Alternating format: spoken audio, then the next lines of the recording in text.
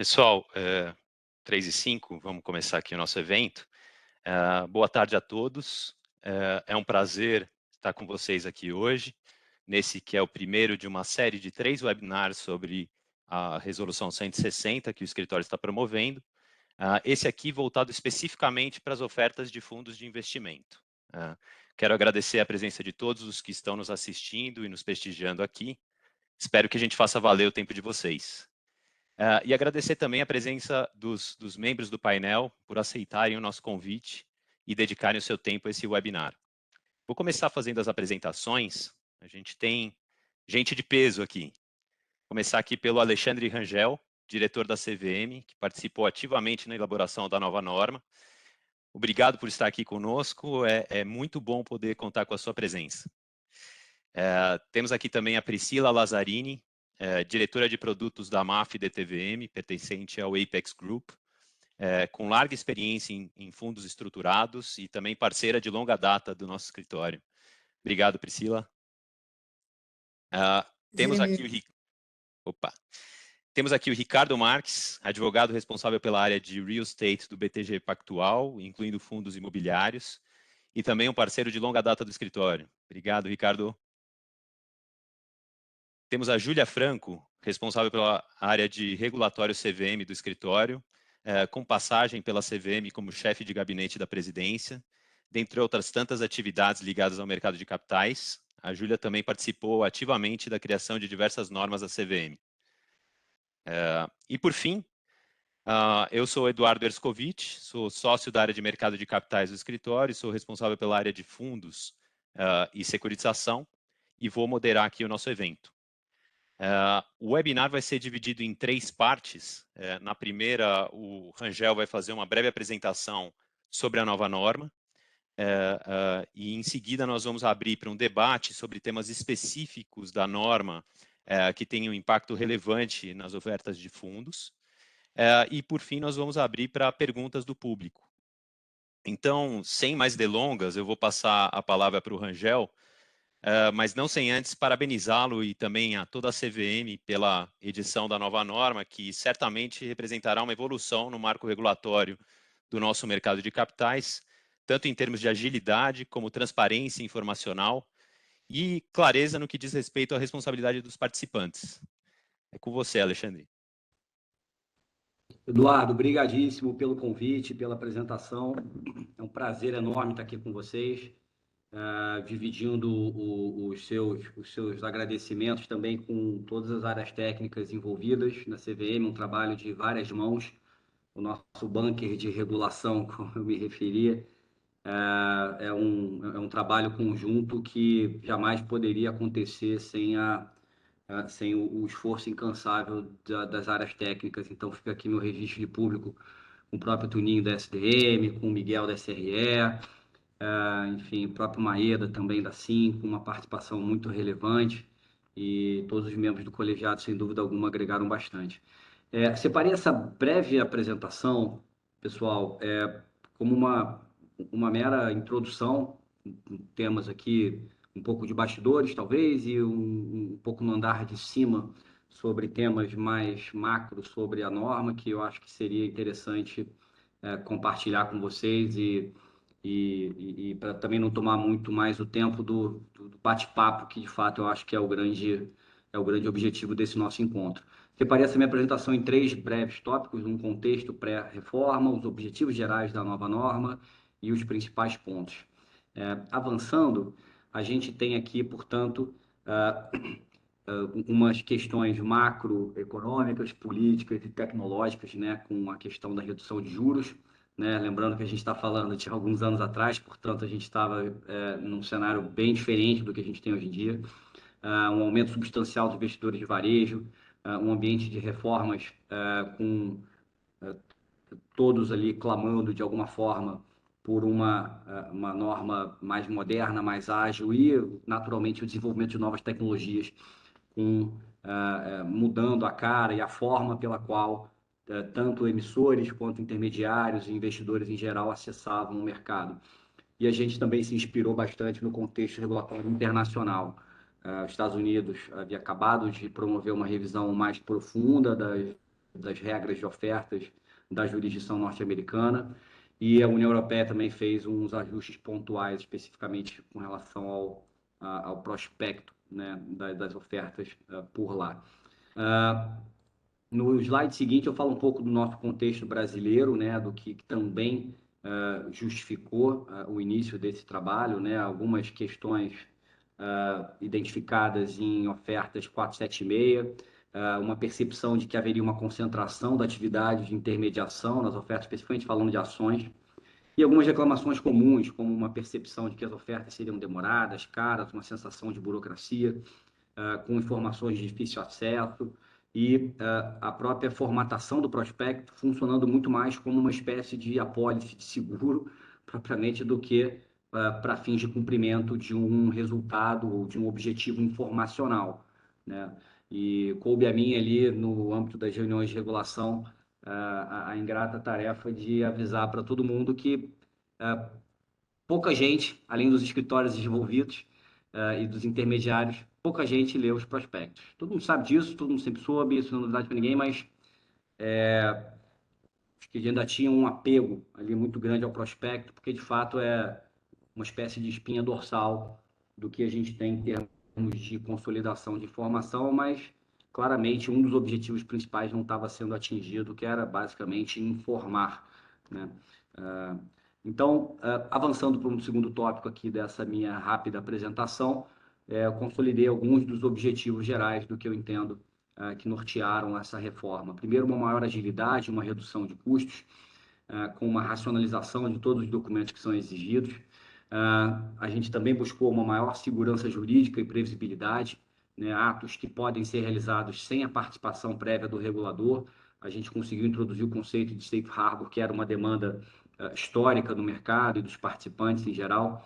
A gente trouxe os intermediários, os coordenadores líderes, para como eu gosto de dizer, uma caixinha regulada da CVM, né? Realmente soava estranho que um participante tão relevante, com atribuições tão robustas no contexto de uma oferta de valores mobiliários, não tivesse uma abordagem de regulação prudencial, como tem as gestoras, como tem os administradores fiduciários, os próprios agentes autônomos, enfim, uma série de participantes que, para desempenharem as suas atividades no mercado, precisam de uma habilitação prévia, né, e precisam seguir determinados requisitos regulatórios impostos previamente, de forma prudencial. A gente trouxe também a matriz de ofertas, que é um regime unificado, né, que se propõe a regular diversos tipos de ativos. Então, a matriz ela conversa e vai variar de acordo com o tipo de ativo, o tipo de valor mobiliário, o tipo de emissor e por aí, o tipo de público-alvo que se pretende acessar. Então, eu vou falar um pouquinho brevemente da matriz na sequência. Por fim, ali eu mencionei também como um dos objetivos a modernização de alguns conceitos e regras e a consolidação das deliberações CVM 809 e 818, tratavam justamente daquela questão da análise de período de confidencialidade, né, de período de vedação e dispensa de aprovação de material publicitário. Avançando para o próximo slide, eu fiz aqui uma comparação que é a comparação possível, apesar de certa forma precisa, trazendo um pouco, de forma mais visual, uma comparação entre o que a gente tem até hoje, ou até 31 de dezembro de 2022, com a 476, o que a gente vai passar a ter no que seria um rito equivalente à 476, com diversos aprimoramentos, na minha opinião, né? A aplicabilidade do rito, na primeira linha, eu destaquei ali o que eles consideram justamente essa matriz, né? Do valor mobiliário ofertado, o tipo de emissor, o público-alvo e o tipo de oferta. Os potenciais destinatários, em que, pelo rito automático, né, ao contrário da 476, que é restrita apenas aos profissionais, não há mais qualquer tipo de limitação com relação aos procedimentos de rito automático. Claro, dependendo do ativo e dependendo do público-alvo, você tem ali um quesito informacional ou em termos documentais mais ou menos robusto. A publicidade, o material publicitário não era permitido na 476, passará a ser permitido expressamente no rito automático, incorporando para a norma uma percepção de que quanto mais a informação fluir, evidentemente pelos canais adequados, mas melhor será para a oferta em si, para fins de precificação. A questão da restrição do número de investidores, que a gente tinha a procura por até 75, dos quais 50 poderiam subscrever e integralizar os valores imobiliários na 476, a gente conseguiu eliminar por completo a quantidade de investidores que podem efetivamente investir nos valores imobiliários. A questão do registro, a gente tinha a dispensa na 476, e aqui a gente tem algo operacionalmente idêntico, equivalente, ou talvez até mais rápido ainda do que o procedimento da dispensa que era referido na 476, que é um registro automático. A gente passa a não ter mais qualquer restrição de negociação no secundário pelo rito automático entre investidores profissionais. Então, o lock-up que existia não passa a existir mais. Então, no dia seguinte à subscrição e a integração, o próprio investidor profissional pode passar isso adiante para o próprio investidor profissional. Também foi uma conquista, eu acho, relevante para a gente. Questões sobre período de subscrição, restrição a novas ofertas que existiam na 476 passam a não mais existir no rito automático. O procedimento, né, aspectos mais operacionais, que são bem equivalentes, tá, entre rito automático e 476. E a questão da taxa de fiscalização, que, sem dúvida alguma, vai ser um dos tópicos aqui que a gente vai poder esclarecer um pouco mais. Avançando para o slide seguinte, trouxe aqui alguns principais pontos da nova norma, né? Primeiro, um conceito um pouco mais robusto, mais moderno e mais, talvez, realista do conceito de oferta pública, né? A gente trouxe isso no artigo 3º, com um grande mérito de a gente ter conseguido fazer um link expresso com o artigo 8º, que trata justamente do safe harbor, das hipóteses que não incidem as normas relativas às ofertas públicas de valores imobiliários. A gente também trouxe uma previsão que tem sido muito bem recebida sobre o pilot fishing, né? Essa possibilidade de consulta de viabilidade ou de interesse, né? Com conceitos muito abertos e muito tranquilos de serem atendidos em termos de algum compromisso de confidencialidade.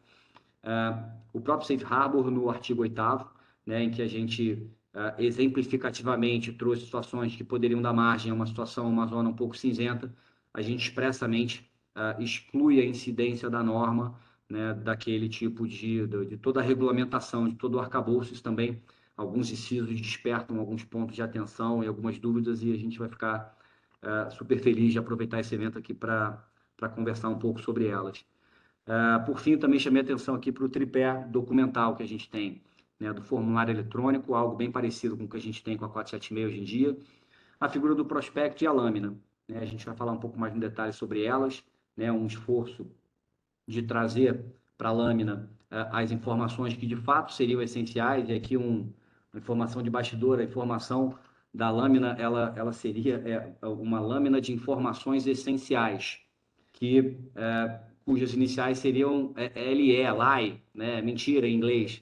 Então, um dos principais documentos de cunho informacional convencionou-se depois que não seria exatamente adequado que a gente se referisse à lâmina como LI.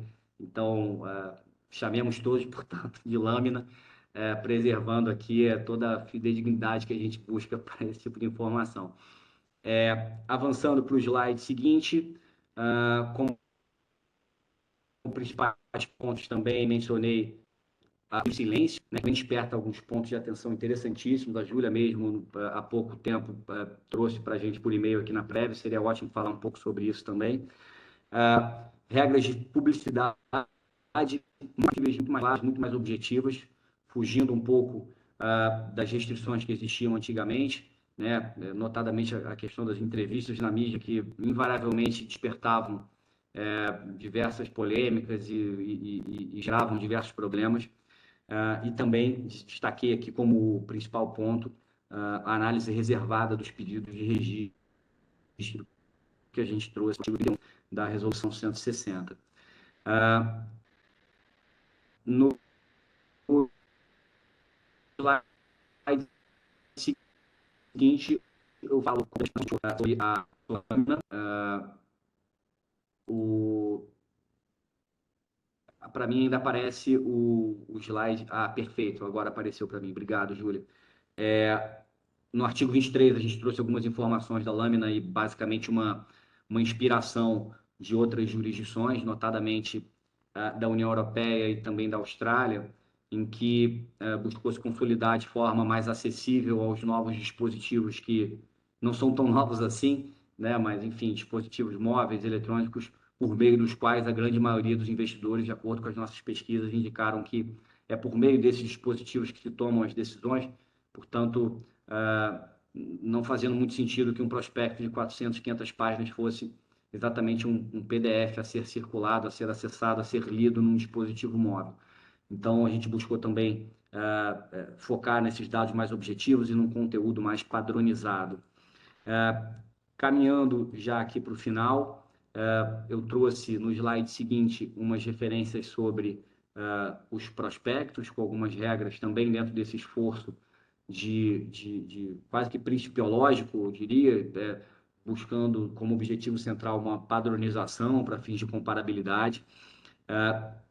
No slide seguinte, de pessoas vinculadas, uma regra que a gente conseguiu incluir no artigo 56, em que a gente buscou acomodar de alguma forma uma questão, uma queixa ou uma reclamação constante, basicamente vindo de assets em geral, em que muitas operações, em geral, diria mais de DCM, mas talvez não seja aplicável, não seja tanto aplicável aos fundos em si, mas uma percepção de que os intermediários com os encarteiramentos eles acabavam tomando conta das operações que no D+1 acabavam sendo repassadas ali ao mercado secundário, naturalmente com os respectivos spreads ali agregados, frustrando talvez eventualmente um buy side ali que poderia estabelecer uma mecânica de formação de preço, de taxas, de condições e de prazos mais vantajosa para o próprio emissor, para quem está se financiando. E, por fim, o último slide, eu trato brevemente aqui sobre o registro de intermediários, que a gente trouxe com a resolução 161, né, com procedimentos e requisitos de regulação prudencial para que esses intermediários atuem no mercado, com uma inovação que foi bastante custosa em termos de trabalho mesmo, de convencimento interno, para que não apenas as instituições financeiras, mas também que outras sociedades que não preencham esse requisito de instituição financeira, que elas também atuem na distribuição de valores imobiliários, e a gente também pode falar um pouco mais sobre isso, especificamente falando sobre como é que isso se conversa, como é que isso se aplica à indústria de fundos. E, por fim, a previsão de que a entidade autorreguladora, a lei Ambima, né, ela vai também desempenhar um papel relevante nesse acompanhamento dos intermediários. Então, pessoal, de forma bem sucinta, eram esses aqui uns highlights que eu gostaria de compartilhar com vocês. Júlia, fica super à vontade para descompartilhar a tela e a gente possa se ver em caixinhas um pouco maiores. Bom, devolvo a palavra a vocês, fico super à disposição aqui para esse bate-papo. Poxa, obrigado, Alexandre, pela ótima apresentação, por compartilhar essas informações conosco.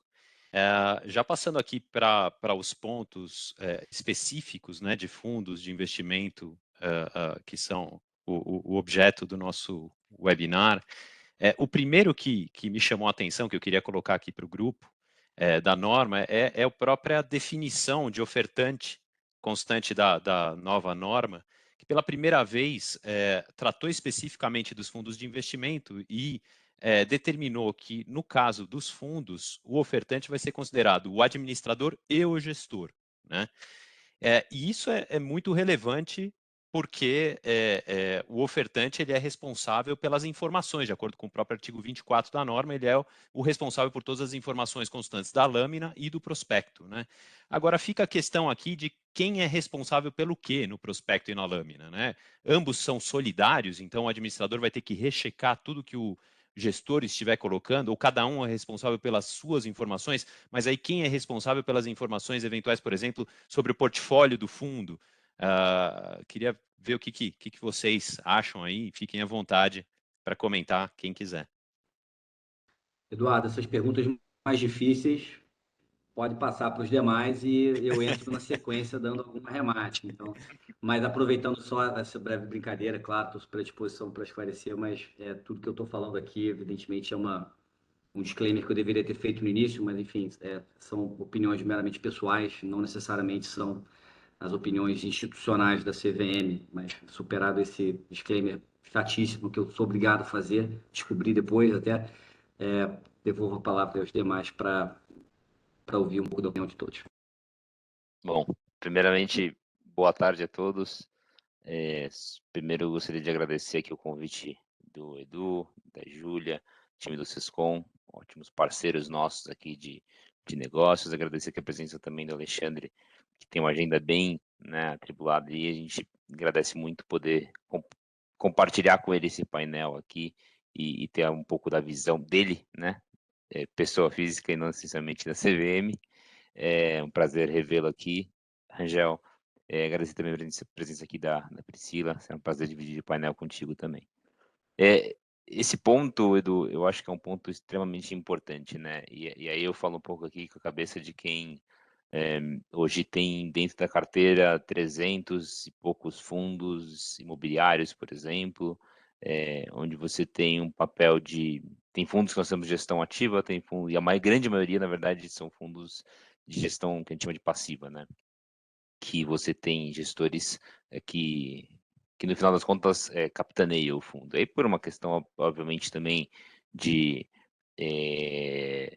forma como é montada a regulação, né? A própria lei 8668, o administrador ele tem um papel extremamente importante e ativo dentro do fundo do ponto de vista fiduciário e do ponto de vista de representação, né?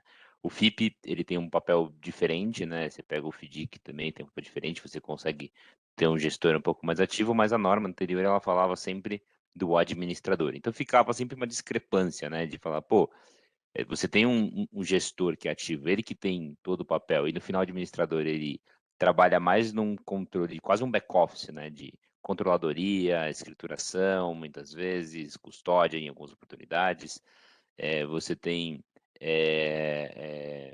contabilidade, então financeiro, então ele fica mais num papel burocrático ali, enquanto o gestor ele tem a atividade fim, né, do fundo.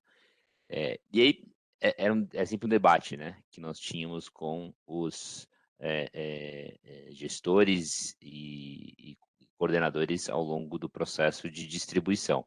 Vamos assinar a declaração de veracidade, né? Quem que assina? É o administrador só? Então, como é que fica um contrato de distribuição? Quem que é responsável por o quê? Pelo quê?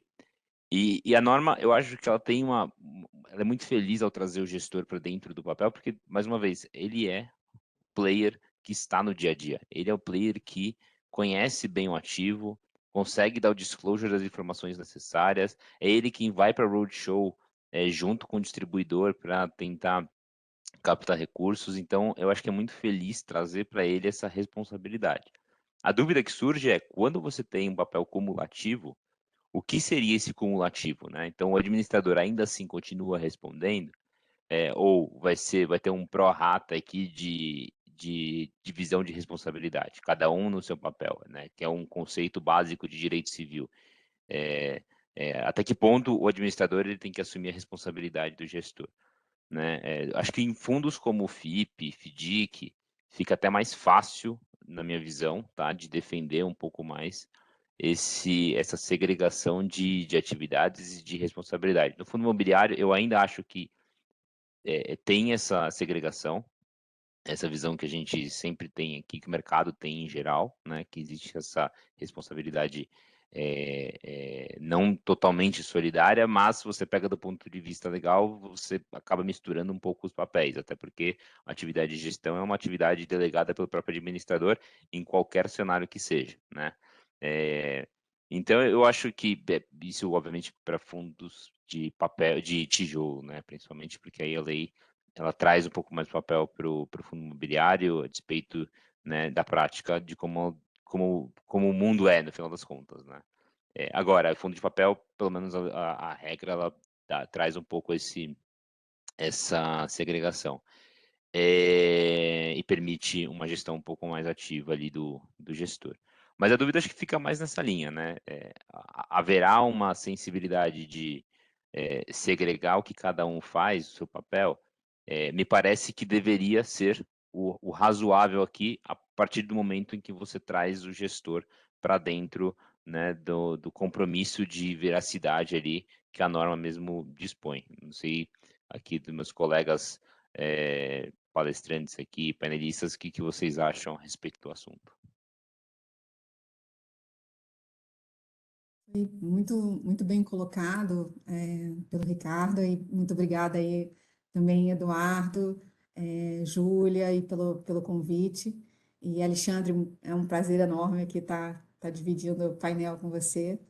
Eu acho que assim, foi muito bem colocado, eu acho que é uma evolução do ponto de vista da oferta, né, de responsabilidade perante a oferta, ter esse compartilhamento com o gestor, mas para nós, né, como administradores, seria importante entender o que é esse limiar, né, do que é responsabilidade do gestor e o que é administrador, se isso virá, né, eventualmente na próxima norma, né, na norma que vai consolidar a regulação dos fundos de investimento, ou se isso vai ser especificado através de algum outro instrumento da CVM. Acho que é importante entender, né, o objetivo da CVM quando compartilhou e se vai ter essa divisão que, para nós, como administradores, é super importante. Sobretudo em relação a esse ponto que o Ricardo bem colocou. Quem idealiza, né, a estratégia de investimento, quem normalmente faz todo o desenho da operação é o próprio gestor. É aquele que tem, muitas vezes, a informação, o objetivo, né, muito, muito mais claro em relação à política de investimento, à estratégia do fundo. A gente atua muito mais aqui como um protetor, né, como quem resguarda os interesses dos cotistas. Mas, sem dúvida, quanto mais informação o gestor puder fornecer e for responsável por fornecer, eu acho que melhor para a indústria. Mas a gente queria entender aí um pouco esse objetivo e se vocês vão fazer algum tipo de segregação.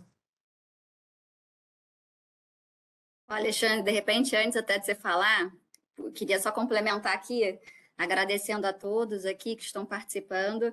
Eu acho que já perceberam, né? Aqui é interessante que a gente tenha a visão aqui do gestor, do administrador, mas do gestor também com o gestor também passivo, que também é administrador. Eu acho que a ideia aqui realmente é a gente trazer diferentes visões, né? Sempre com essa ideia de contribuir. E esse ponto, essa questão da divisão de responsabilidades e atribuições do gestor e do administrador, eu acho que é algo já de muito tempo e que realmente existe uma grande expectativa sobre esse ponto na nova regra de fundos. Né, Alexandre? Então, não gostaria que você deixasse de passar um pouquinho de informações para a gente sobre essa regra, que naturalmente temos altíssimas expectativas. Acho que é uma regra que vem aqui para regulamentar os temas da Lei da Liberdade Econômica, que eu acho que vão trazer grandes avanços, né, para a indústria.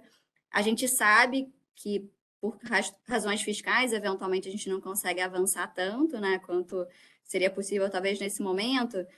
Mas acho que seria interessante realmente entender como vai ser essa questão do que está na regra de fatos de ofertas, e eventualmente vai vir uma regulamentação, uma explicação mais da área técnica, ou o que vai vir na regra de fundos e quando vai vir essa regra de fundos. A gente tem alguma perspectiva, alguma previsibilidade?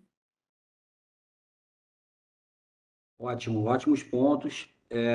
Vamos por partes aqui. Primeiro, a questão do artigo 24 da 160, né, que é o que justamente que atribui ao ofertante, né, essa responsabilidade pela precisão, suficiência, veracidade das informações, combinado com os artigos iniciais de definições, em que, no caso dos fundos de investimento, o ofertante foi considerado como o administrador e o gestor, como vocês bem apontaram.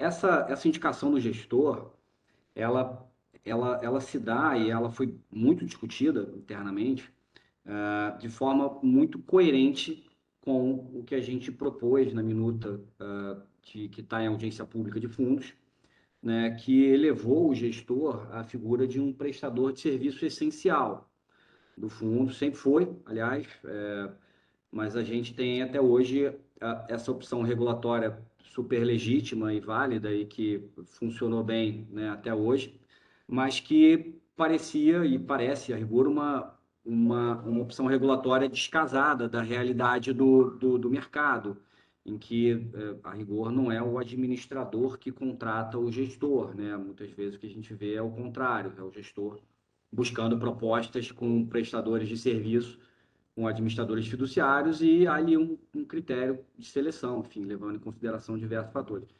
Então, trazer o gestor para esse conceito de ofertante, primeiro buscou compatibilizar a relevância do gestor com a sua real atribuição dentro de um fundo de investimento. Segundo ponto importante para compartilhar com vocês aqui, enfim, uma minha opinião pessoal, é que a,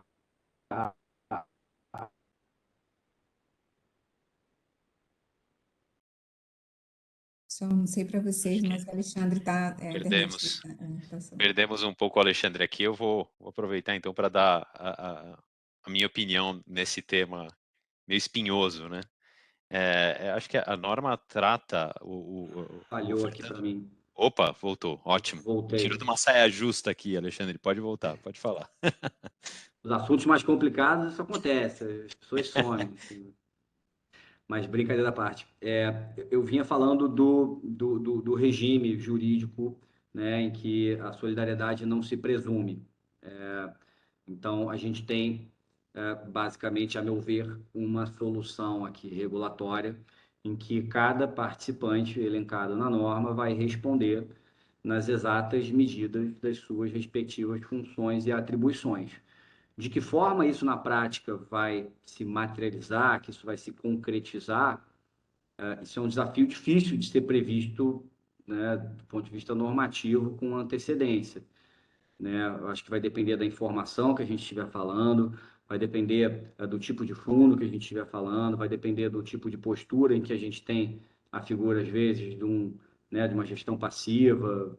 Então, a rigor, o pêndulo aqui ele acabou caminhando muito na direção de trazer o gestor como um prestador de serviço essencial do fundo, que ninguém melhor do que ele, aliás, para declarar algo sobre algum ativo, por exemplo, que integra a carteira do fundo, muito mais apropriado ouvir a opinião do gestor do que de um administrador fiduciário típico, digamos assim, né, com essas funções que o Ricardo trouxe na fala dele, né, com funções super relevantes, evidentemente, mas com uma posição muito mais formal, muito mais operacional, né, de verificações de critérios objetivos, de atendimento de regulamento, etc. Mas no momento em que você busca algo mais profundo, mais de mérito sobre a carteira em si do fundo, ou sobre a política de investimento, sobre por que aquela determinada política, por que aquele determinado critério de elegibilidade parece mais adequado ou não, o que se pretende fazer com a carteira do fundo,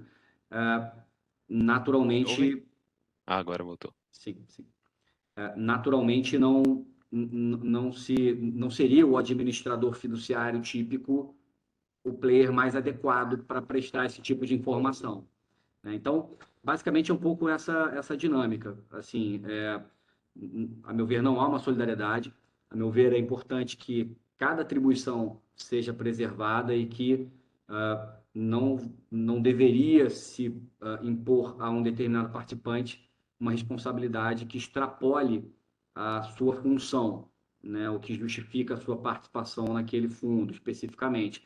E no final do dia, ter os dois, de certa forma, vai acabar, Ricardo, acho que talvez numa espécie de percepção de sobreposição de responsabilidades, que no final do dia eu acho que pode ser que gere um resultado positivo, no sentido de uma maior prudência, de uma maior checagem entre dois participantes olhando uma determinada situação, uma determinada informação, não mais se esquivando no sentido de que essa informação, com máxima certeza absoluta, não me diz respeito de forma alguma. Então, de certa forma, essa sobreposição, ela, desde que bem tratada, evidentemente, em casos concretos e que não dê margem a abusos, eu acho que ela tende a gerar um efeito interessante também, no sentido de ter ambos os essenciais do fundo olhando as informações e respondendo por elas, né? O Alexandre, aproveitando o ensejo aí, a dica da Júlia, você não pode dar um spoiler aí para gente sobre a nova norma de fundos? Posso, vou dar um spoiler super preciso. Eu vou dizer que a norma vai ser editada em breve. Não, brincadeira. E gostaria muito de ter essa informação não existe, né? Então, de forma bem transparente, não há uma data, há um trabalho, enfim, sobre-humano sendo feito pelas áreas técnicas, há um esforço institucional também, conduzido agora pelo João Pedro, novo presidente, de um diálogo intenso com diversas outras autoridades, com diversas outras instituições, no sentido de buscar contornar determinadas restrições e imposições que não dependem da nossa competência regulatória no âmbito administrativo, né, como CVM, que dependem de interlocuções transparentes, legítimas e muito saudáveis com diversas outras instituições. A Júlia comentou a questão fiscal, enfim, a Receita é uma delas, mas não é a única, então a gente tem aqui um dever de casa em andamento muito intenso e acho que, enfim, não está sendo dito publicamente, né? O planejamento aqui, ele pressupõe a edição da norma ainda esse ano, o quanto antes, evidentemente, mas isso é algo que a gente está trabalhando para que nasça ainda em 2022, né? Tentando destravar o que for possível e o que eventualmente não for possível, enfim, a gente avalia no segundo momento como fazer. Mas eu acho que valeu um esforço, está valendo um esforço adicional, agora com um pouco mais de calma, né? Acho que não tem o mandato de ninguém acabando, não está ninguém ansioso para soltar norma nenhuma, para que todos os verdadeiros entraves da indústria, que funciona muito bem, que não tem ninguém sendo sufocado ali por um ambiente legal ou regulatório que inviabilize o mercado, de forma alguma, é um ambiente que floresce e floresceu, mesmo num ambiente de forte crise econômica. Então, acho que a gente está aproveitando esse fôlego um pouco maior para ter algumas interações relevantes para o mercado. Então, Eduardo, como advogado que sou de formação, falei, não respondi muita coisa, mas enfim, esse ano, em 2022, a gente, imagino eu, estamos trabalhando para isso, para que a gente tenha a nova norma. Boa, boa. Pessoal, vou passar para um outro assunto, assim, também que afeta diretamente a indústria de fundos aqui, falando especificamente de fundos, né? O que a gente tem com essa nova norma, né? Ofertas para investidores profissionais, o que a norma diz é que eu posso seguir o rito automático, quer dizer, eu não tenho prévia análise da CVM e não há exigência de prospecto nem de lâmina. Portanto, para os investidores profissionais, eu fico numa situação muito similar à que eu tinha com a instrução 476, né? Sem prospecto, sem lâmina e rito automático. Quer dizer, já saio com a oferta sem depender de uma prévia análise e registro. Para os investidores qualificados, a norma também adota esse regime, pelo que eu entendo. Então, a gente também tem direito ao rito automático e não há exigência de prospecto nem de lâmina. Então, aqui eu noto uma diferença bem grande com relação ao regime anterior, porque no anterior, quando eu tinha oferta para qualificados, eu necessariamente passaria por um registro dessa oferta na CVM, porque senão a 476 eu precisaria ir só para profissionais. Então, me parece que houve aí um distanciamento controlado da CVM com relação aos investidores qualificados. Queria ver se vocês concordam com essa análise da norma. Já para o varejo, a CVM continuou com uma análise mais próxima, né? Porque aí você tem a possibilidade ou de rito automático mais sujeito a uma análise prévia por entidade autorreguladora, ou o próprio registro na CVM, o que me deixa numa situação bem similar à instrução 400 antiga, né? Só que o qualificado me parece uma grande evolução, o grande diferencial com relação ao regime anterior. Vocês concordam com essa colocação?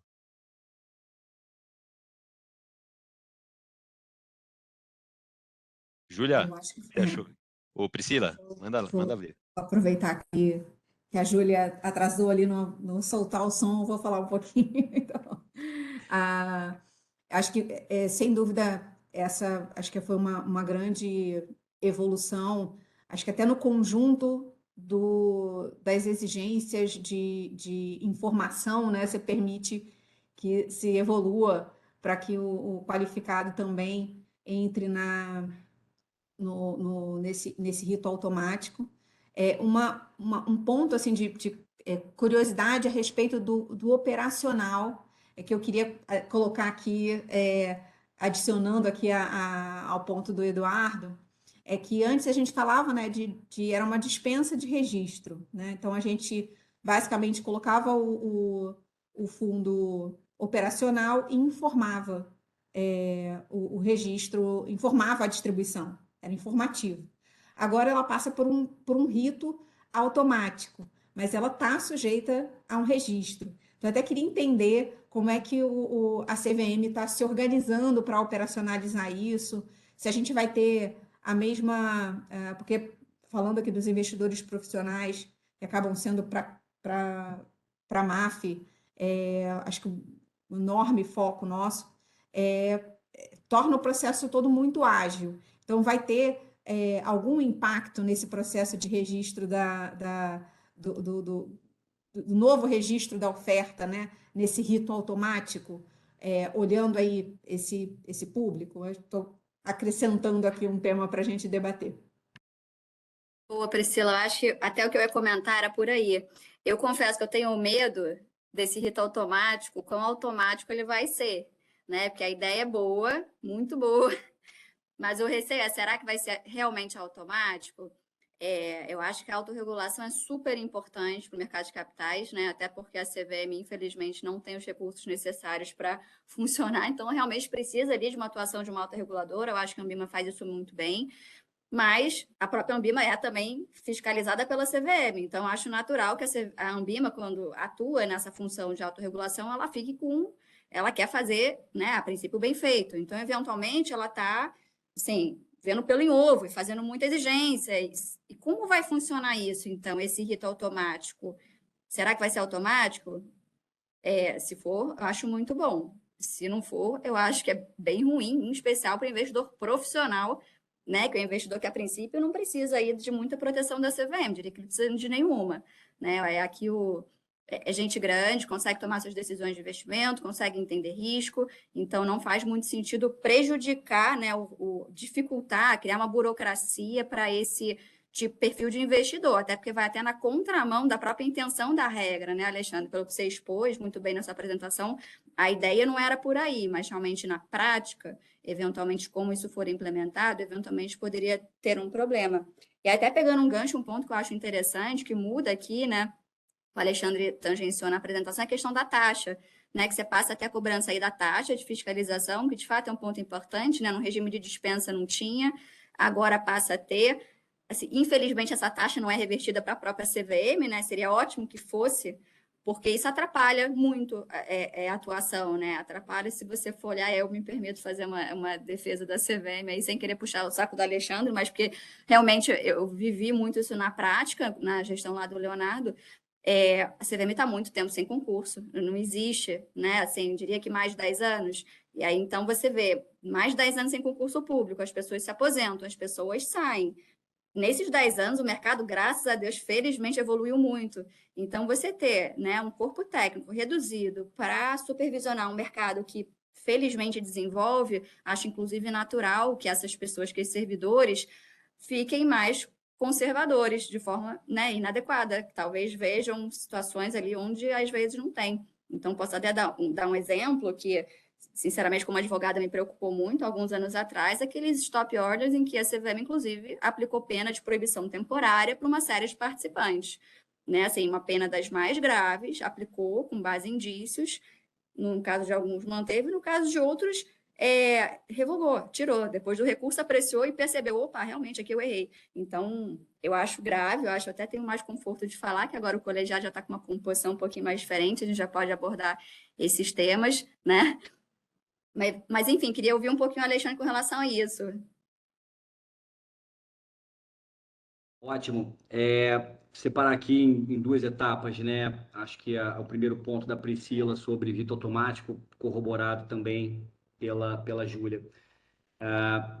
o pressuposto de que a matriz funcione, né, ele vai passar muito por um retorno de vocês no mercado, que de fato instrumentalizam, né, e operacionalizam a aplicação da norma, para que vocês nos digam como é que de fato na prática isso está funcionando. A gente conversou muito com o mercado, com a Ambima, todas as entidades ali potencialmente interessadas em prestar esse serviço, e a percepção está muito em linha com o que a Priscila comentou, de que a operacionalização do rito de registro automático, ele será, se não idêntico, menos burocrático do que o que já existe com a 476.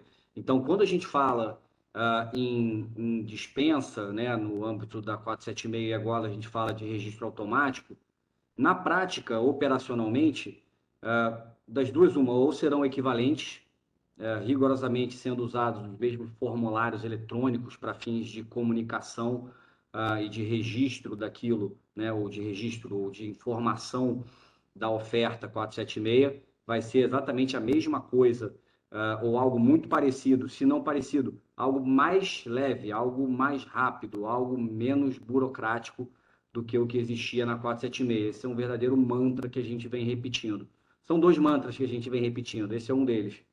O segundo é essa fatídica coluna da matriz que fala de um registro automático com uma análise prévia da entidade autorreguladora.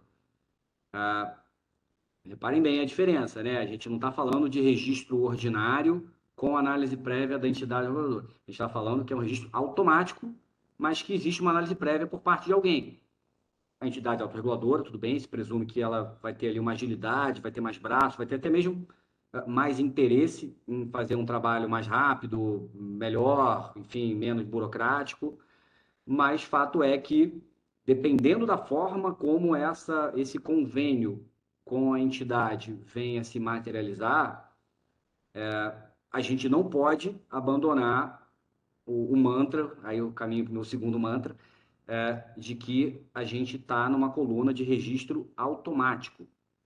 Então, por mais cuidadosa que seja a Ambima, por mais diligente, como sempre vem sendo a autorregulação, por mais imparcial e isenta que ela seja, como vem sendo, é importante que ela tenha o conforto do regulador de que essa análise prévia ela está dentro de um rito de registro automático, né? Então, venho falado bastante sobre isso internamente, as áreas técnicas das duas casas já vem se falando, no gerúndio mesmo, é uma conversa que está acontecendo nesse momento, notadamente entre a SRE e as áreas mais operacionais da Ambima. Então, assim, é um assunto em curso e sempre que eu posso, sou convidado a opinar, eu entro na sala e falo registro automático e saio, né? Então, assim, não se esqueçam disso, por favor.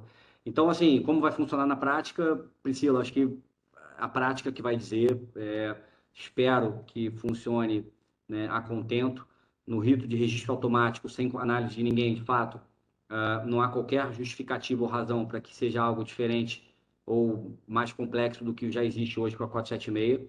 E nos registros automáticos que dependem da análise prévia da entidade autorreguladora, também é um esforço em construção para que a gente preserve o caráter automático do rito. E falando especificamente do último ponto que a Júlia trouxe, das taxas, eu diria que, infelizmente, a gente tem um perímetro de competência e de atribuição que nos foi imposto pela lei, né? Lembrando, né, a gente tem a Lei 7.940, que desde 89 regula essas taxas, que de forma muito pouco precisa, chamada de taxa CVM, né? Apesar de não vir para a CVM. Então, é comum a gente ouvir umas besteiras, tipo, CVM, tá gulosa, ela está ali querendo uma taxa maior. Isso não é matéria de competência da CVM. Assim, se tem alguém guloso com a taxa, foi quem quer que tenha contribuído para a elaboração da lei, e que bom que foi assim, né? Um processo legislativo plural, democrático e com muita diversidade envolvida. Então, esse é um primeiro ponto importante para trazer, né? A gente tem essa lei já muito antiga que foi reformulada há pouco tempo. Em 2022, a gente teve a conversão da medida provisória 1072 na lei 14.317, que racionalizou né, diversos aspectos dessa lei que regula as taxas aplicáveis pela CVM, e a lei ela foi muito amarrada, né? Então a lei não nos delegou muito perímetro regulatório para que a gente, no âmbito das nossas competências normativas, que a gente colocasse, por exemplo, determinadas situações em que, um dos comentários que a gente ouve bastante, né? Pela 476, as taxas elas são calculadas em torno do valor do que efetivamente é distribuído, né? A Priscila trouxe esse comentário nas nossas prévias.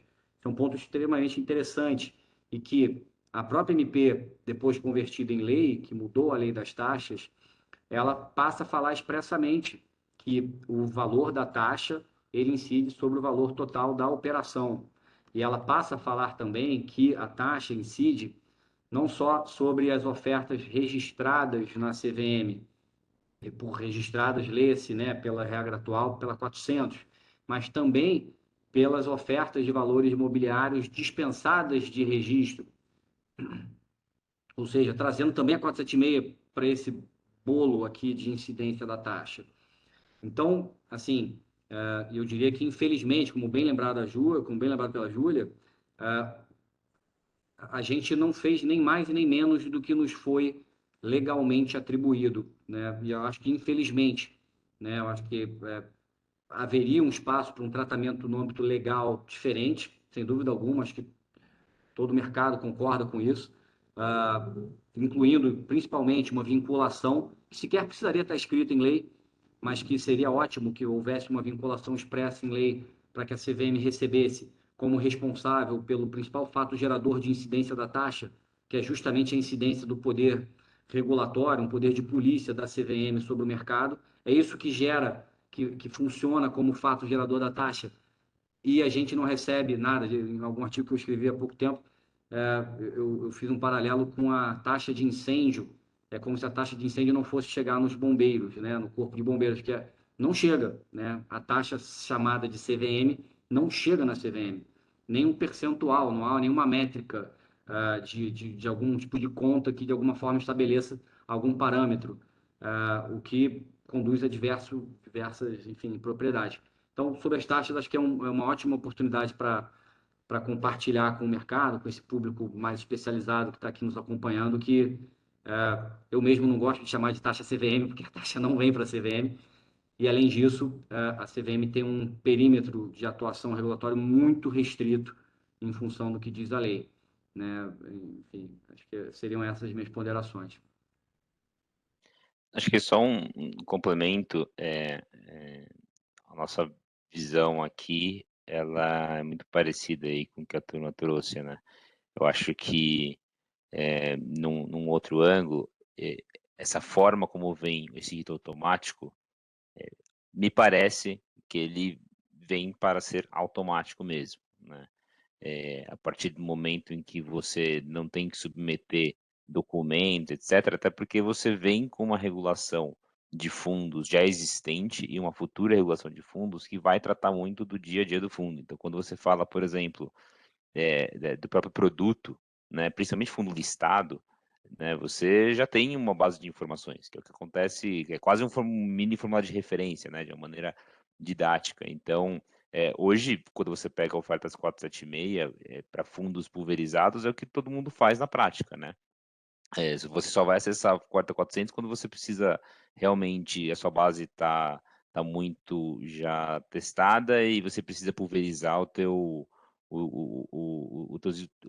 fundo, né? Mas em fundos que são extremamente pulverizados, não faz sentido, em geral, você fazer uma 400, em linhas gerais. Por quê? Porque a sua própria base vai lá e compra, né? E tem o trade no secundário que os novos investidores entram muitas vezes para pegar essa preferência, tem a cessão de direito de preferência, eventualmente uma prioritária. Então, isso na prática já acontece, né? É claro que qual que é o benefício? Você cai a restrição do número de pessoas que você pode acessar. Isso é extremamente importante, extremamente benéfico. Por isso que a minha visão é que vai realmente ser algo, principalmente para fundo, que vai ser mais automático. Talvez produtos estruturados seja um pouquinho mais complicado. Você pega um FDIC, alguma coisa assim, né, ou outros, né, valores imobiliários que no papo da nossa conversa agora, como securitização, etc., em geral, talvez aí você tenha, porque aí você tem um produto mais sofisticado, porque aí você tem que ter o suitability de qual que é, né, o produto adequado àquele público. Acho que é aí que está o cenário. Agora, fundos como FIP de infraestrutura, FII, dentre outros, que são ativos que é quase uma companhia aberta, né? Você já tem os formulários, eu acho que ali é que a CVM vai acabar olhando mais. Eu ia colocar exatamente isso, Ricardo, é que a tua experiência maior, ela está nessa parte dos fundos imobiliários, né, em que você já tem uma liquidez, já funcionam mais como companhias abertas, mas eu acho que nos FDICs e nos FDICs NP, essa maior liberdade para você fazer um registro automático e sair distribuindo a oferta sem precisar de prospecto ou de análise prévia da CVM ou de lâmina, é algo novo no mercado, né? Hoje eu não consigo fazer isso. E acho que vai Sem ser. limitação, né, Eduardo, de Sim. número de potenciais investidores que são Não, não procurados só, e não só de número, mas com a 476 eu tenho essa limitação dos 75 e dos 50, mas eu tenho que acessar os profissionais. E agora, com o rito automático, entendo que eu posso acessar os qualificados, sem prospecto, sem lâmina, que é algo que eu não conseguiria hoje. Então, é por isso que eu chamei aí de distanciamento controlado com relação aos qualificados. Eu acho que é algo que o mercado vai receber muito bem, né? Eu acho que vai ser muito benéfico. Agora, aproveitando um Sem pouco. dúvida, Edu, e só um complemento no que você falou agora, a gente tem olhado bastante também aqui operações de FDIC, né, ou operações que você trabalhou conosco de FIAGROS voltado para FDIC, são operações realmente sofisticadas, mas o que nos parece é que um público qualificado, que já é o público elegível para esse tipo de produto, ele tem um certo grau de maturidade para poder digerir de maneira eficiente isso, né? Perfeito, perfeito. Aproveitando essa questão da taxa, que é super relevante para todo mundo, né? A gente tem as hipóteses de não apresentação, né, da oferta à CVM, de não registro, né? Não sei se a gente pode chamar aqui de dispensa de registro. E especificamente com relação a fundos, elas são três, né? São três as hipóteses de não apresentação. E aí entendo que nessas três não haveria a necessidade de pagamento da taxa, né? Só que eu acho que elas podem gerar alguma dúvida no mercado, né? Então eu vou passar rapidamente uma por uma e a gente pode discutir um pouco, mas a primeira é a ofertas iniciais e subsequentes de fundos exclusivos, né? Se a gente for na audiência pública, a definição de fundo exclusivo é aquele para um único investidor ou um investidor com interesse único e indissociável.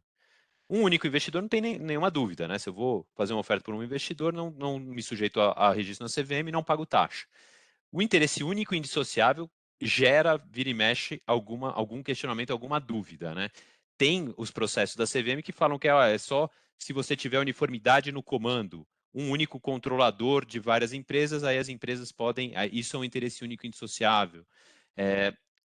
Não sei se a CVM vai expandir um pouco esse conceito para permitir, por exemplo, num FIP, membros de uma mesma família poderiam, hoje não está abarcado pelo interesse único e indissociável, esses precisariam pagar taxa para entrar num FIP ou num fundo imobiliário, enfim. Esse é o primeiro ponto que eu acho que pode gerar uma dúvida na dispensa de registro da oferta. Não sei se vocês concordam ou têm alguma visão sobre isso.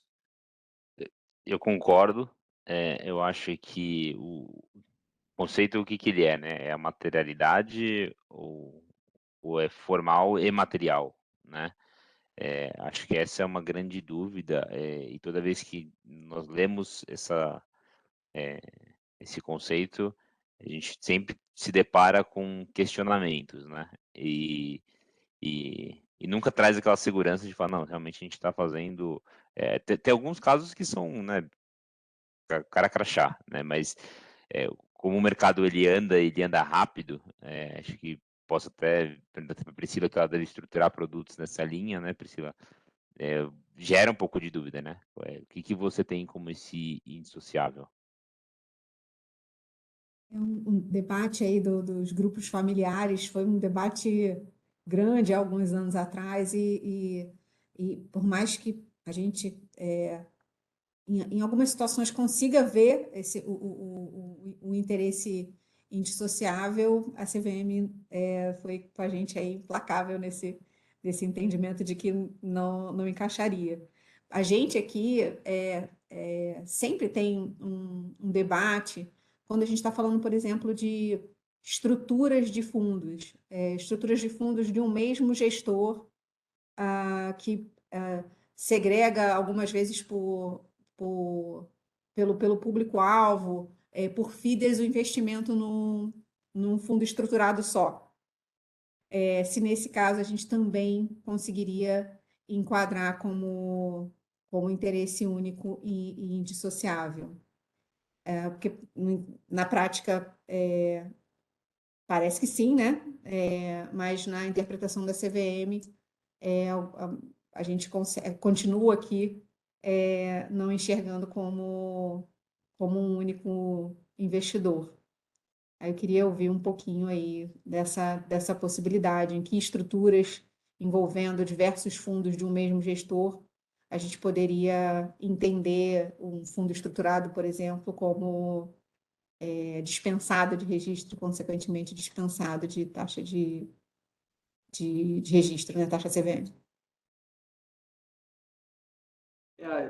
O assunto sempre despertou muitas dúvidas, né? Realmente acho que há uma dificuldade bem clara de ponto de vista normativo, né? Sem um caso concreto ali à sua frente, como o Ricardo pontuou, tem situações que são muito fáceis de você bater um martelo e outras que, de fato, geram bastante dúvida. Às vezes um mix de estruturas que com algumas características para um lado e outras para o outro, e você tem que ali fazer de alguma forma sopesar isso tudo e tomar uma decisão. Falando especificamente da questão dos fundos exclusivos, né, que foram previstos aqui na 160, no artigo 8º, né, que é justamente o Safe Harbor, em que a gente diz que não se sujeitam à regulamentação da 160, né, falando do primeiro inciso, né, as iniciais e subsequentes de cotas de fundos de investimentos fechados e exclusivos. Né? Então, uma das primeiras dúvidas é justamente o que vem a ser, né, o fundo exclusivo. E aí eu faço um link aqui com a minuta ainda de resolução, né, que está em audiência pública, mas, enfim, sem ainda uma força normativa, mas eu diria que alinhado com precedentes principais aqui da casa.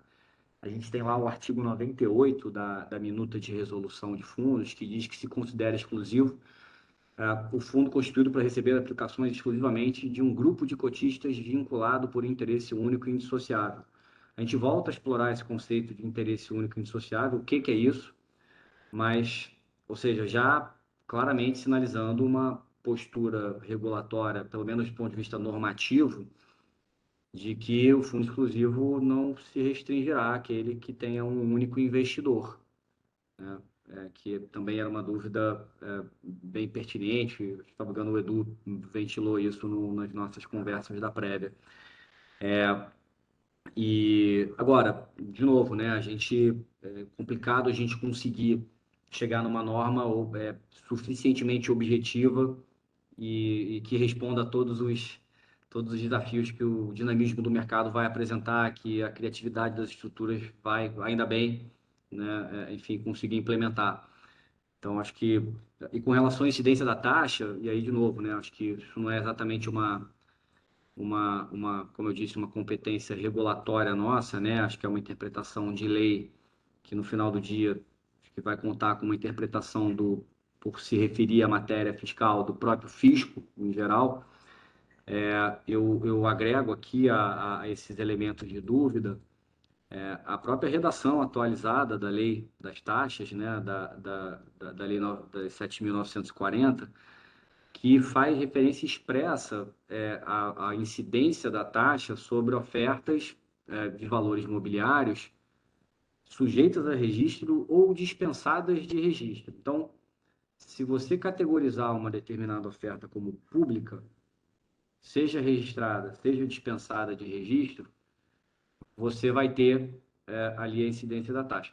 Se você conseguir categorizar e preencher ali os elementos de uma oferta não pública, né, aí sim eu acho que o argumento da não incidência da taxa, como vocês estão ventilando aqui, ele passa a ser um argumento muito mais forte, né? Assim, acho que e aí, de novo, é uma interpretação aqui que talvez até não nos caiba CVM fazer, mas enfim, é uma. Esse eu acho que eu diria que você adicionou aí um ponto relevante aí, né? Além da dúvida sobre o conceito de interesse único e indissociável, o fato de ser ou não uma oferta, porque eu havia entendido, lendo a norma, que aquelas hipóteses do artigo 8º, elas não dariam ensejo à taxa, porque seria um não registro. É uma Mas interpretação perfeitamente possível, razoável, fundamentada e compartilhada pela torcida do Flamengo. É minha torcida, uma torcida esclarecida. A Júlia não vai concordar muito, mas uma torcida bem informada, uma torcida sofisticada. Mas vocês reparem bem, né? O caput do artigo 8º, ele diz que não estão sujeitas a esta regulamentação ofertas de valores imobiliários com as seguintes características. E aí lista aqui, né, os incisos todos, os 7 incisos que a gente diz que não se sujeita a essa regulamentação de ofertas de valores imobiliários. Relembrando aqui minha época de advocacia no mercado de capitais e com algumas interlocuções ali com questões fiscais, até que ponto essa redação ela quer dizer especificamente que isso que a gente listou aqui, ela é uma oferta privada? Até que ponto isso que está escrito aqui está dizendo que isso aqui não é uma oferta pública? Ou o que está dito aqui pode ser confundido com uma redação que deu um trabalho enorme para se construir um meio do caminho aqui? Isso, na verdade, seriam ofertas públicas de valores mobiliários, só que, para fins de política regulatória, a gente optou por não por extrair a incidência desses nossos comandos normativos na esfera administrativa regulatória, em virtude de uma avaliação nossa, de regulador, de que tudo que está escrito aqui, nessas 7 hipóteses aqui exemplificativas, elas não trariam ali uma preocupação muito grande, ou não justificariam a incidência desse arcabouço regulatório, né, trazido com a 160. De novo, eu estou trazendo aqui mais dúvidas do que respostas para desespero de todos, provavelmente, mas para desespero dos Mas tem um lado bom, administradores. né? Não, para tem um lado bom. alegria dos escritórios, para alegria dos escritórios de Isso, para advocacia e desespero para dos desespero dos administradores, alegria administradores dos fiduciários. escritórios. Mas tem um lado bom, né? Porque não tem um conceito fechado, ele é importante para a evolução do mercado, porque uma vez que tem um conceito fechado e carimbado, para você mudar, você depende de uma alteração normativa, que é muito mais burocrática. Você submeter a dúvida ao regulador, eu sinceramente, como um advogado também, sempre tendo essa possibilidade, porque aí você tem uma margem de manobra, né? Pô, conceito de family and friends, vai entrar ou não vai entrar? Ah, mas não teve um roadshow. Na verdade, você está falando realmente de um grupo ali muito fechado. Então, cara, faz sentido aplicar. Texto, conceito aberto é bom. Agora, se tivesse ali um rol exaustivo, aí o mercado anda, né? E anda rápido. A gente conversou sobre isso, né? Mas naturalmente, se a gente caminhasse por uma pretensão inatingível de fazer uma lista exaustiva do que não se aplica, a gente teria que botar um inciso que eu acho que tumultuaria mais do que atrapalharia, que era não se aplica aqui, isso é uma lista exaustiva, então está tudo aqui, e um dos incisos ia ter esse tamanho do Maracanã, dizendo as ofertas privadas de valores imobiliários. Aí todo mundo, poxa, tudo bem, mas o que é uma oferta privada? Aí você fica num movimento circular, E loop, né? num Mas looping. Mas enfim, foi uma opção. Cara, vamos listar tudo? Vamos, tá bom. E aí depois dos 37 incisos que isso aqui teria, veio o 38º inciso que veio para cobrir tudo que não estava coberto ali. Poxa, pessoal, não vai dar. Não vai dar. Mas Um exercício concordo. hercúleo. Não, e a verdade é que o mercado anda, e anda rápido, e as pessoas são criativas, o que é bom, né? E aí a gente nota isso em outras searas, né? Conceitos de definição do que você pode ter como lastro de um produto, de outro. Quanto mais fechado for, menor as possibilidades para o mercado se arranjar, né? E o debate crescer. Não, essa ponderação é muito pertinente, cara. Fazendo um link com a norma de fundos, né? Que acho que tá todo mundo muito animado aí para chegar logo. Um dos dilemas que a gente está enfrentando agora parte justamente dessa premissa de que o mercado anda rápido, o mercado ele é criativo, o mercado vai exercitar todos os espaços, todas as alavancas que a gente decide puxar agora. A gente está discutindo agora a regulamentação das classes de cotas, né? E com todo o desconforto que a gente tem, na verdade, desconforto nenhum que a gente tem, a gente está animado para regular o assunto. Agora, a gente já teve publicamente e formalmente, institucionalmente, manifestações expressas das autoridades competentes, de forma bem legítima, bem fundamentada também, de forma alguma uma crítica aqui, mas é um fato, considerando que só vai ser considerado em virtude de lei, e aí uma interpretação de que a lei os amarra nessa direção, de que, para fins tributários, você não vai conseguir considerar cada classe de cotas como uma entidade fiscal própria, né?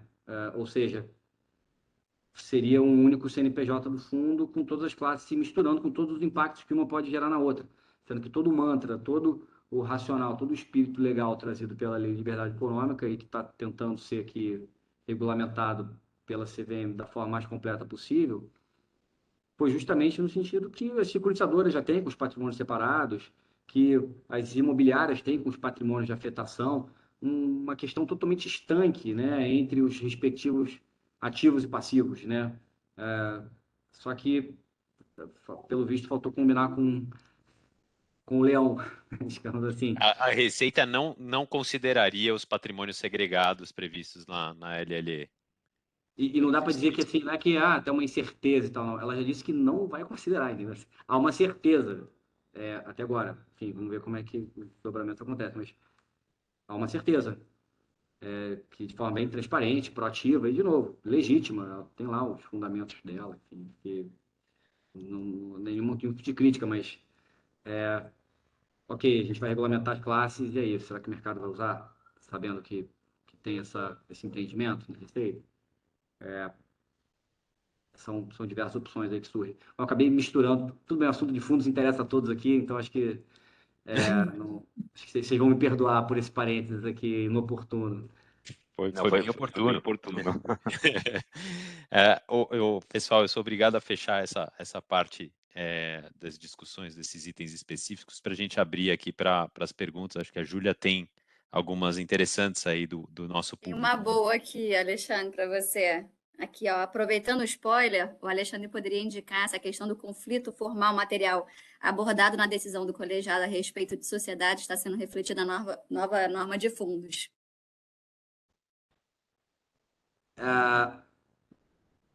Essa discussão ela é uma discussão muito quente, né? Assim, em termos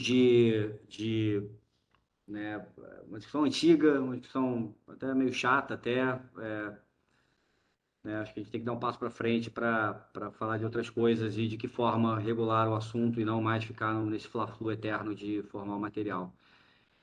Com certeza. Deixa eu só complementar a pergunta também, Alexandre, porque eu acho talvez mais interessante até do que essa questão do conflito formal material, até, ou tão interessante quanto, a questão de conflito em fundo imobiliário, né? Que é muito complicado, e às vezes você tem muitas coisas diferentes, com diferentes níveis de conflito, sendo tratados da mesma forma. E é uma coisa que acaba travando muito, né? Quando você precisa de um quórum qualificado, que no fundo imobiliário é muito difícil de se chegar, às vezes tem situações realmente que você fica ali meio travada. Não sei se a CVM tem discutido isso, mas isso a gente recorrentemente se depara com essa questão, né? Porque existem situações de fato de conflito, mas tem outras, às vezes, para dar um exemplo bem básico, talvez, né? 2 fundos imobiliários que têm o mesmo administrador, mas gestores diferentes. A princípio, você teria um conflito, mas, poxa, decisão de investimento é completamente independente, faz sentido? entender que numa situação como essa haveria conflito. Então, eu confesso que eu concordo com você que essa discussão de conflito formal material é até um pouco chata, né? Mas, poxa, e como é que se compatibiliza essa discussão com essas situações de fundos imobiliários que, poxa, na minha opinião, pelo menos nitidamente não tem conflito, e você tem todo um regime extremamente burocrático para, eventualmente, aprovar operações boas para os fundos?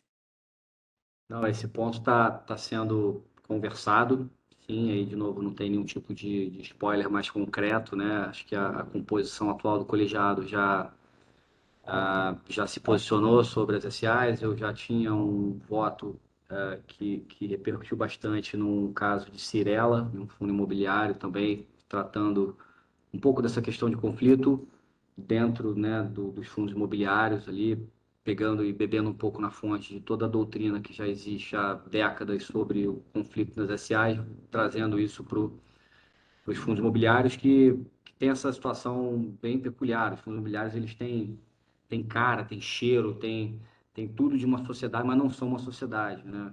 A Receita que não nos ouça, não são uma sociedade, não são é um condomínio efetivamente, mas isso está sendo tratado sim nas normas e até que ponto isso vai ser refletido com a profundidade ali que o Bruno, aqui quem nos fez a pergunta, espera, realmente não dá para saber.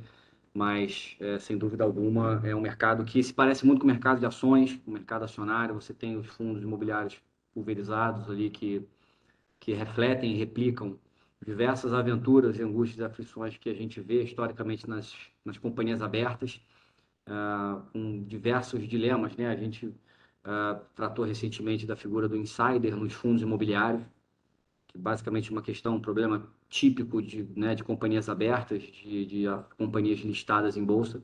A partir do momento que você tem uma base de passivo dos fundos imobiliários enorme, com um mercado, graças a Deus, enfim, né, aquecido, com o mercado secundário, questões como insider começam a eventualmente surgir e precisam ser tratadas regulatoriamente. Então, respondendo ao Bruno de novo, falando e não respondendo muito, mas acho que, de todo modo, a questão tá sendo, sim, conversada. De que forma isso vai ser refletido na norma, realmente não dá para saber. Pessoal, eu peço aqui mil desculpas, mas eu vou precisar sair agora. Não gostaria de fazer isso sem antes agradecer imensamente Edu, Júlia, Priscila, Ricardo, pelo gentil convite. Foi um prazer, fico super à disposição. Júlia, pode circular a apresentação aí para quem tiver interesse. E me despediria de vocês agora, mas fiquem super à vontade. Não quero de forma alguma aqui antecipar o término do evento, que sem dúvida vocês têm mais a contribuir. Eu agradeço muito a sua participação, Alexandre, foi realmente muito, muito produtivo, muito bom. Espero que o público, tenho certeza que o público também achou. Fica à vontade para sair. Eu não sei se vocês, Júlia, Ricardo, Priscila, se vocês têm pontos ainda a discutir. A gente tem aí mais 7 minutinhos aí para o fim do nosso evento. Eu acho que esse tema trazido agora do conflito, ele é algo muito importante, né? Acho que vai um pouco na linha do que a gente conversou no começo do painel, né? Sobre a distinção do que é o administrador e o que é o gestor, e quem toma a decisão. Então, a gente aqui acompanha diversos fundos, seja gestão ativa, seja gestão passiva, e na prática, quem toma a decisão é sempre o gestor, seja num fundo de papel, seja num fundo de tijolo. O administrador ele tem um papel totalmente mais burocrático, e mesmo num cenário em que você tem a gestão dentro do próprio da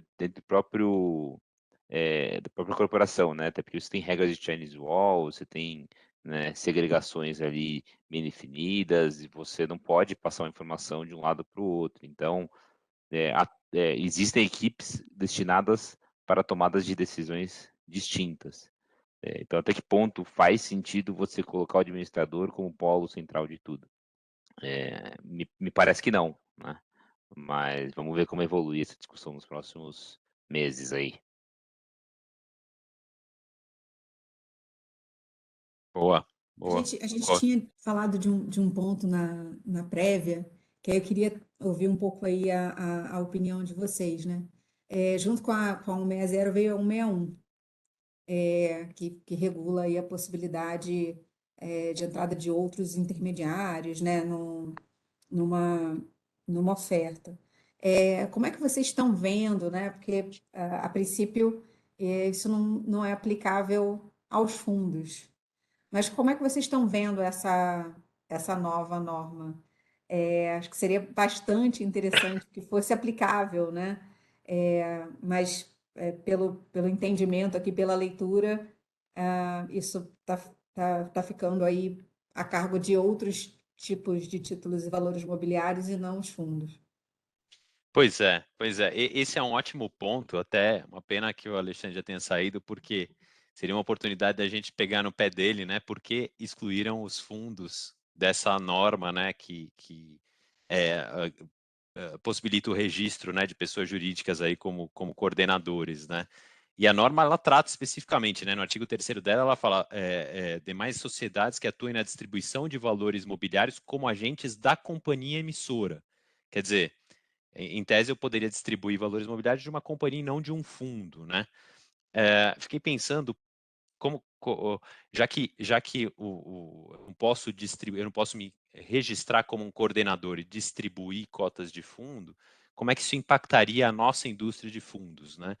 E aí, um ponto que me chama a atenção é que você tem muitas situações em que o gestor ele estrutura valores mobiliários para companhias e depois ele gostaria de distribuir no mercado, assim como faz o administrador, que naturalmente no FDIC já é uma DTVM, né? Geralmente, mas o gestor não necessariamente é uma DTVM. E o gestor, então, poderia, nesse caso, da mesma forma que o administrador, estruturar um valor mobiliário para uma debenture para uma companhia e depois adquirir isso pelo fundo. A CVM já regrou esse conflito, né, essa questão do conflito, no caso do administrador, ela tem regras específicas em que o administrador pode atuar de um lado e de outro, né, distribuindo publicamente aquele ativo e depois permitindo a aquisição pelo fundo. Nesse caso, o gestor poderia sim se registrar como um coordenador, estruturar esse ativo da mesma forma que o administrador e adquirir pelo fundo. Isso seria uma vantagem, mas o ideal seria que o gestor pudesse distribuir fundos também de terceiros, enfim, a coisa fosse mais fluida, né? Essa é a minha visão aí. Gostaria de ouvir a de vocês também. Não, também acho que faz sentido. Só o que eu tenho ouvido também é que a gente depende um pouco de uma entidade autorreguladora, né, que faria esse registro. E, salvo engano, a Anbima acho que não tem muito interesse e faz todo sentido que não tem interesse também, né? Porque eu acho que esse outro player, ele é justamente uma instituição não financeira, então seria um concorrente que seria bom, que eu acho que conseguiria aí, eventualmente, né, fazer a distribuição de ofertas menores, que hoje talvez sejam muito, não façam sentido, né, para esses grandes coordenadores e tal. Então, é aquilo faz sentido, seria positivo para o mercado, né? A gente vê um gap, né? Ofertas menores realmente têm uma dificuldade, muitas vezes o custo não se justifica. Então, seria ótimo ter esse player, e seria também ótimo que pudesse, né, ele ofertar, distribuir cota de fundo. Mas eu acho que tem uma questão prévia aí, que tem que ter alguém interessado em ser esse autorregulador. Boa. É isso mesmo, é isso mesmo. E falta interesse, né? Falta interesse na parte da Anbima, né? Não sei mais quem poderia ser o registrador desse coordenador, né? Poderia, o que eu penso, tá? Poderia ser a CrowdInvest, por exemplo, que é a Associação das Plataformas de Crowdfunding. É outro player, não é alguém de mercado financeiro, né? Assim, digo, mercado financeiro mais raiz mesmo, né? A gente não está falando de grande banco, está falando de um outro player que, de repente, não é concorrente direto, porque eu acho que os bancos não estão interessados nessas ofertas talvez menores, médias, né? Ou um preço... que não justifica, a competição, eu sou suspeita, eu acho que a competição faz muito bem sempre, né, ao mercado. Então, mas de fato, se ninguém quer autorregular, né, partindo do pressuposto que a autorregulação é voluntária, ninguém é obrigado a autorregular nada, tem que esperar ver se de fato faz sentido, seja para a CrowdInvest ou para alguma outra entidade de autorregulação, mas demanda essa organização do mercado, né? Perfeito. Para esse público que está diretamente relacionado ali ao crowdfunding, né? a inovação, as empresas, as captações de menor volume, ao mercado de VC. Muitas vezes a estrutura do fundo, de um fundo estruturado, ela acaba pesando, né? Para fazer uma captação, se você, enfim, tiver que perseguir ali todos os requisitos regulatórios. Com a possibilidade de ter um terceiro distribuidor, obviamente regulado e autorregulado, né? Seria ótimo para essa indústria de investimentos anjo e de venture capital, que, sem dúvida nenhuma, está por trás ali de uma estrutura de fundo de investimento e participação, acho que é de interesse ali dos investidores, né? Tem mais participantes olhando e zelando para a qualidade do investimento, para o retorno do investimento, para que os itens de governança sejam cumpridos. Então, acho que, principalmente aí para essa indústria, acho que poderia ser bem interessante ter esse perfil novo de distribuidor. Boa. Pessoal, você, Ricardo, obrigado. deixa eu só fazer uma última pergunta aqui que veio vamos lá. no chat. É porque as perguntas que vêm no chat são perguntas especiais do público, eu não gosto de passar por cima delas. Uma aqui Vamos lá. direcionada para o Ricardo, tá? Minha dúvida nesse ponto da responsabilidade do administrador dos fundos imobiliários é se a CVM teria discricionalidade para trazer na nova norma algo que contraria a lei 8668, dada a exigência legal de responsabilidade do administrador do fundo imobiliário. Na verdade, esse é o motivo pelo qual a CVM nunca foi contra o que está escrito ali, né? Acho que existe uma força de lei, cabe à CVM talvez tentar dissociar um pouco as coisas. Existe uma tentativa via IMK para alterar 8668 em ângulos tributários, mas também encaixando alguma evolução normativa a respeito disso para 8668. A 8668 realmente joga contra nesse conceito. Mas assim como existe a possibilidade, né, de afastar por meio da Assembleia, algo que a CVM mesmo entende que foi uma prerrogativa que ela deu para o mercado justamente para expandir um pouco o conceito que já existe na 8668, talvez essa análise mais teleológica, né, do motivo pelo qual você segrega e da tomada de decisão, a CVM já deveria estar olhando um pouco mais esse lado, estando um pouquinho, já que o mercado amadureceu bastante, né?